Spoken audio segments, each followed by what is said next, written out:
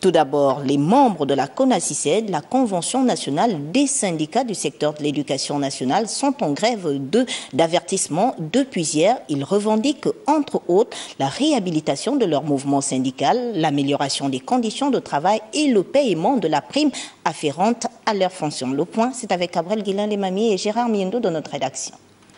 C'est un début de deuxième trimestre de l'année scolaire 2017-2018 qui s'annonce un peu trouble, notamment avec cette grève d'avertissement de 10 jours lancée par les membres de la CONACYCED, la Convention nationale des syndicats du secteur éducation, suspendue pourtant de toute activité syndicale depuis le 17 mars 2017. Pour nous, c'est une décision illégale.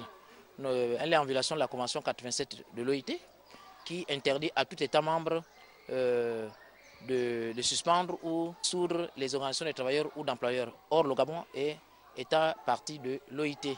Et surtout que la Cour constitutionnelle, lors de sa décision du 22 juin 2017, suite de cette décision, avait bel et bien reconnu que la CONACYCED gardait sa personnalité juridique, tout en nous renvoyant devant les juridictions de l'ordre administratif pour juger de la légalité ou non de la décision par le ministre de l'Intérieur. Autre revendication, le paiement des arriérés, des primes et l'organisation du concours d'entrée à l'école normale supérieure.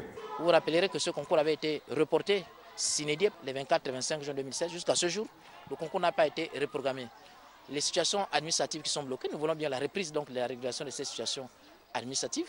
Ailleurs, la CONACYCED refuse les conclusions des travaux sur les paramètres de la retraite. Il y a eu des négociations tripartites du 30 octobre au 10 novembre où certaines organisations syndicales avaient été représentées. La CONACYCED, bien entendu, avait été exclue, y compris dynamique unitaire. Donc, les décisions qui ont été prises au cours de ce conclave ne trouvent pas l'assentiment de dynamique unitaire et de la CONACYCED. Toutefois, les membres de ce mouvement syndical se disent aptes à dialoguer avec la tutelle pour que des solutions pérennes soient trouvées.